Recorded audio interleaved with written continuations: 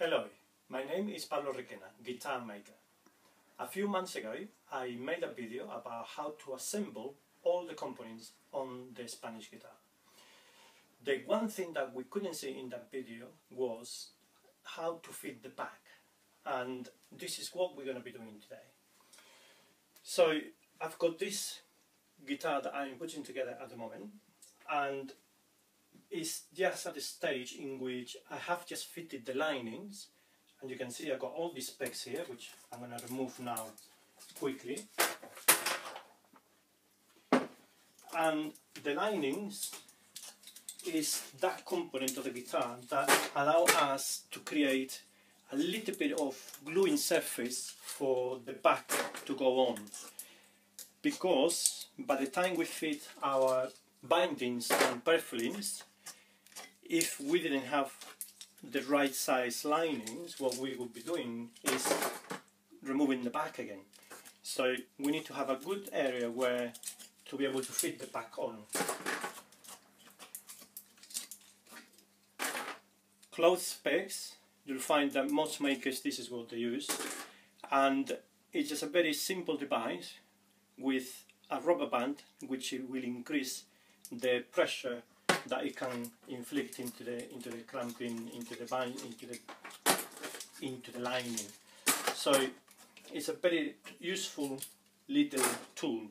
But also you can find little clamps. This one I've put a little bit of tape here to protect the side so that I wouldn't mark the side, and they do press quite well. So sometimes you find that there are areas, especially around the waist, where you need to have a little bit more pressure than what the pegs can produce. So it's a good option.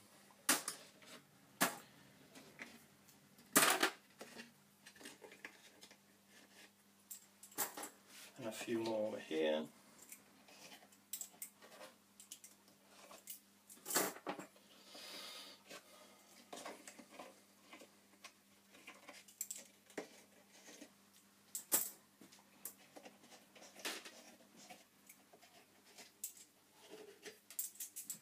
Okay.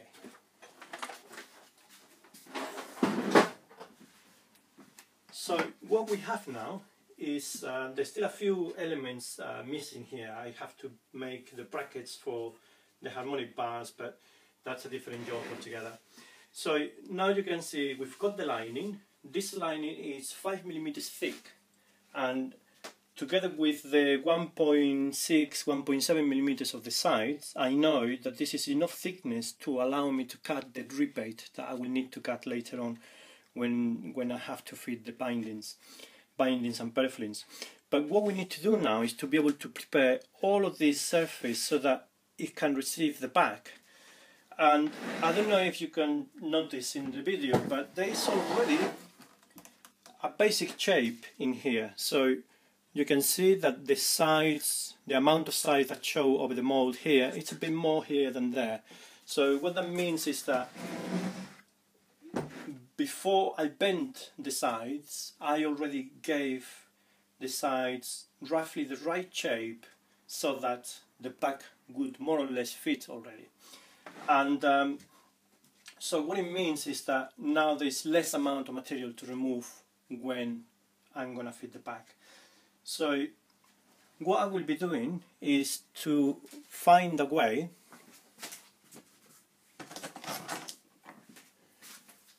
of bringing down the lining to the level of the sides, but also keeping the kind of angle that I'm going to need so that the back can come in and fit properly. So I'll show you how that is done. I've got my back over here, and it's ready to go in. There's a few little things that need doing, which is like trimming these ends of the bars a little bit more, because this is a little longer than it needs to be. All of that is done on purpose for a reason. But basically, what I did was I've made this template. This is a new addition to my workshop, and it's a very, very simple template, but I've been thinking for a while, how can I make the job of fitting the back into the guitar more simple? And over the years I've always just presented the back into the guitar and then marked everything up, and it works fine, but I always thought there's got to be an easy way of doing it. So I think this is what it is.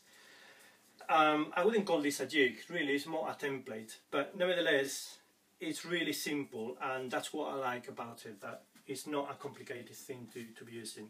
So what I did was to use this template when I fitted the back bars. So in my dish, I've got another dish here which I will be using for the back. This one is got sandpaper, but I've got another one that I use to glue things on without the sandpaper, but it's exactly the same radius.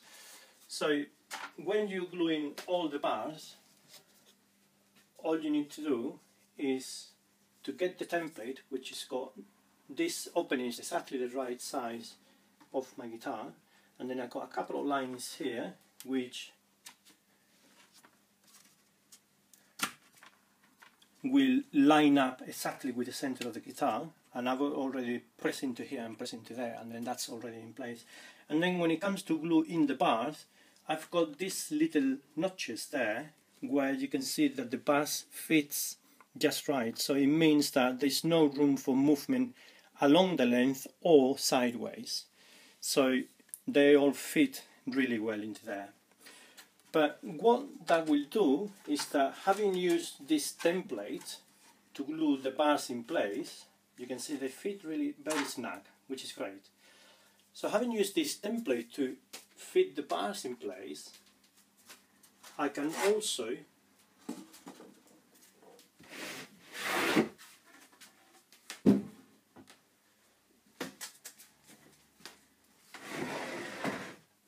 use the same template, now the other way around, and line it up with the center line that I've got here and the center line that I've got there, to be able to find the exact places where I need to be cutting the mortises or the housings for the back bars. But that will be a bit later on. Before we can get to that, we still have to prepare this surface before we can start thinking about cutting the houses for the back bars. So let's do that now. I'm going to put the back to one side. So the way to do it is using a dish. Now this is a different dish from the one that I used to glue the bars in the back, but it's exactly the same radius. The only difference is that this one has got a 100 grit sandpaper stuck to it. So what I will do is that I'm going to use this dish into here, and that is going to, as I move it backwards and forwards, it's going to sand everything down to bring it to the right level. But I need to know how much am I removing. So what I will do is, with a pencil, I'm going to mark this edge of the maple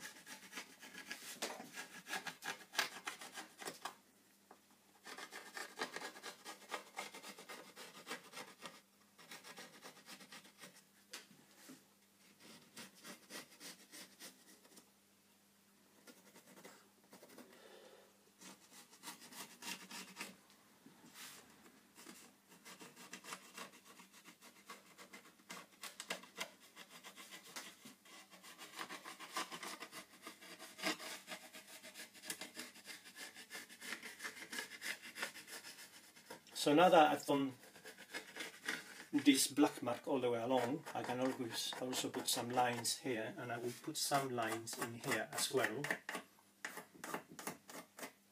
and into the heel, because then I know that as soon as I am removing the black line on top of the maple, it means that this lining is flush with the side. So let's have a look and let's do it.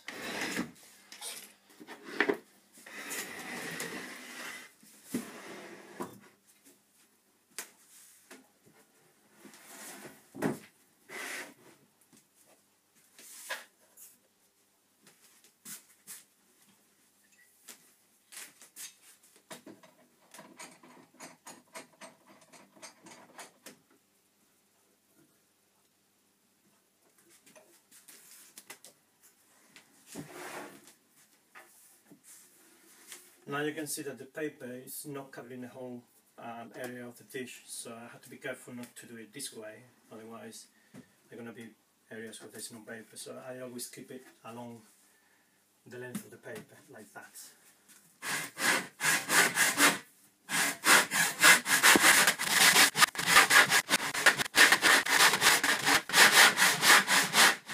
Let's have a quick look. So I can see that over here I'm already there.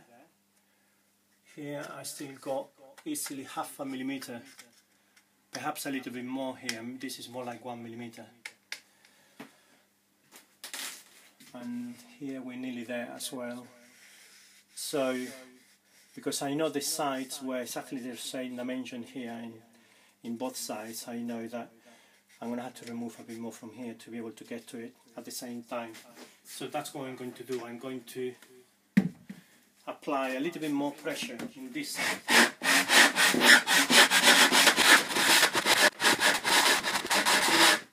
Let's have a look. Yeah, so that's looking now more similar now. So I'm happy that the same amount of lining is sticking out in both sides. So there's a bit more to do. We're getting there here. You can see this area is already being cleaned, so this was a little higher. But there's still areas with pencil marks, which means that we're not ready yet. So let's carry on.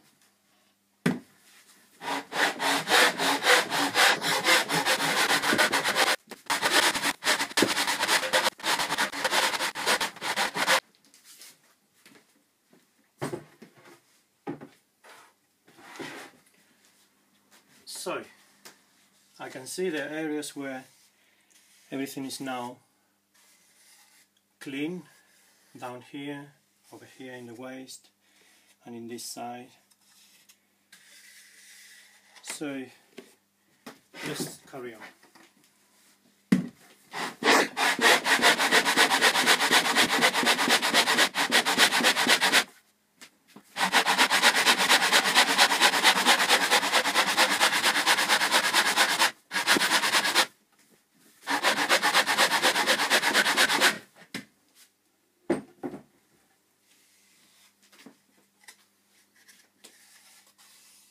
So there's still some over here. This is all nearly clean. I'm going to mark this up again with a pencil.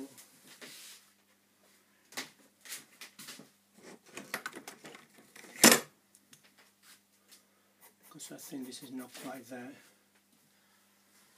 This is all done.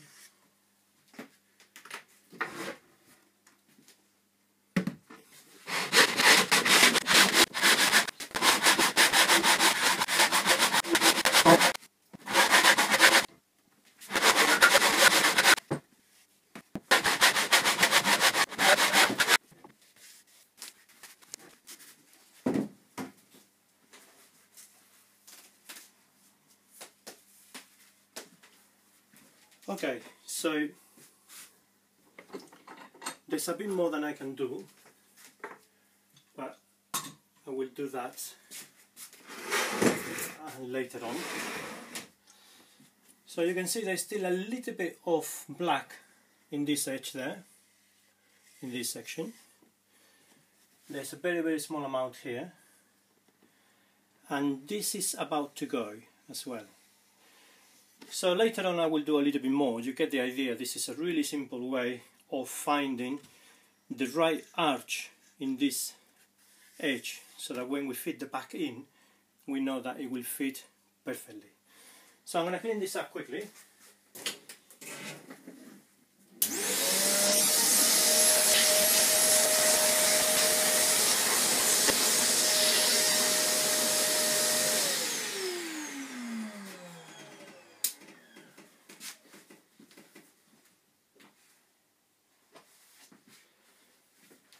So now we know that the back will fit perfectly into here, but we need to now find the places where we're going to be cutting the housing for the 6 ends of the bars. So that's what we're going to be doing now. So back to my template. So when I glued the back bars, I had this side up. So to find the location of the mortises, I'm going to put this side down this time. And I need to put in my center line again. So I'm going to do that first.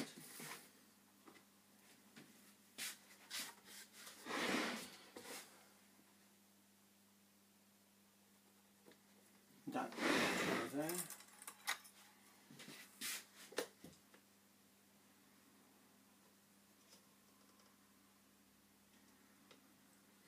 And that one over here.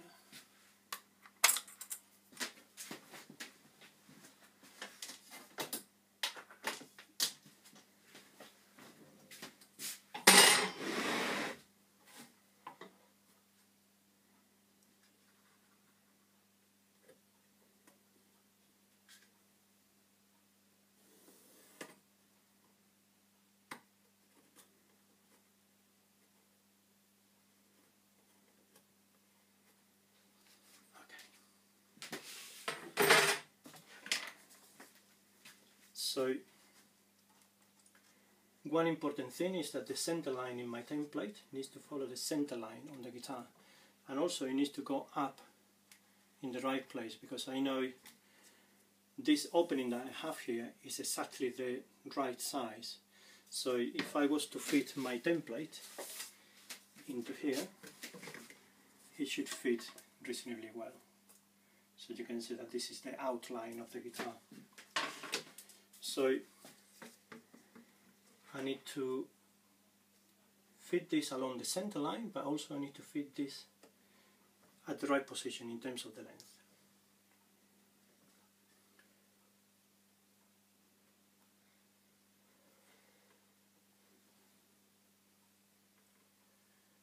So over here that's fine, and then over here I can look underneath and put it in the right place. So I need to find a way of fixing this in place. So because I have this block here, I can drill a little hole in there, and the same in here, to put a locating pin all the way through, and I know that it will help me to find a place for the template without exposing any holes. So I'm going to make one hole in here and another one in there.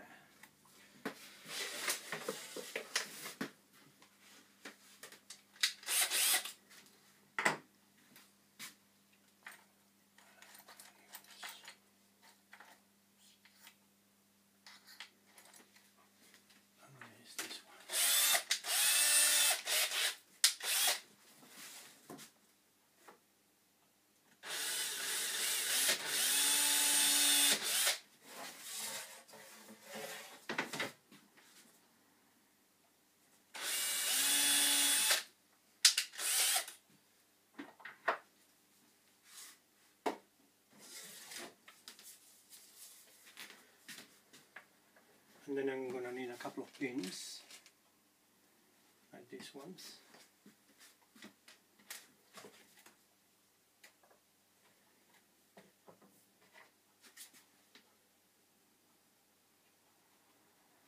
I've got a mark here that I want to try to line things up with, but basically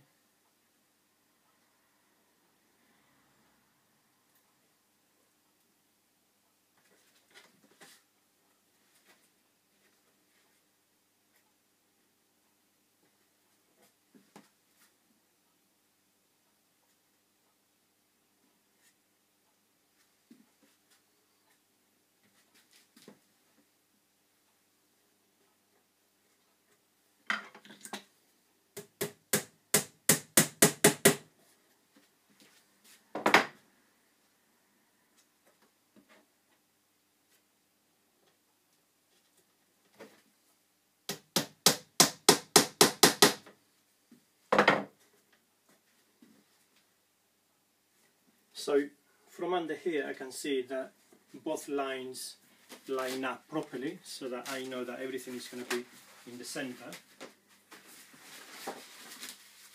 And then up here I can see much more easily on top of the template. And I know that where the pins are holding are areas where they're going to be hidden, so I don't have any problems with tucking them in there.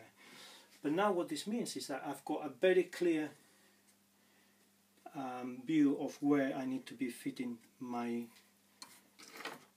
bars. So what I'm going to do is to get a little bit of, I can get this one to fit in here. Just there.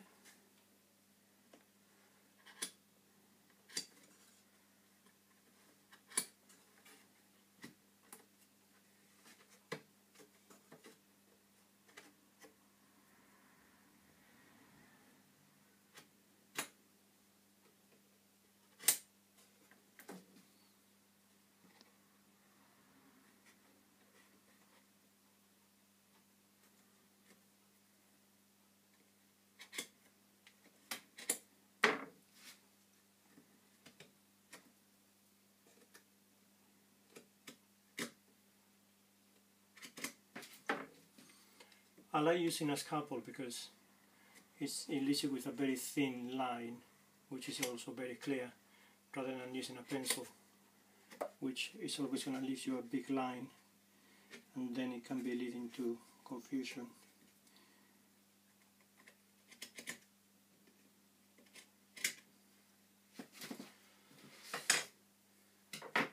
So now I can remove my template, and I will know that these marks are exactly in the right place.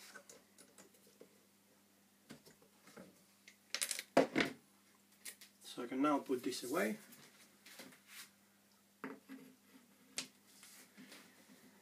And all I need to do is to, with my bag, I just need to take a measurement of this thickness. I know it's 5mm because I've already made it and I know how deep I made them, but depending on the depth or the thickness that you leave here at the end of the bar, you need to be cutting the same amount down here. So this is going to take a little bit of time, so I will be doing this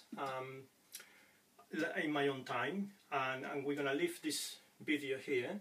We're going to do it in two parts, and in the second part I will show you already these mortises already cut, and I will show you how to do the final fitting of the pack. So thank you for watching, look forward for the next video, and until the next time.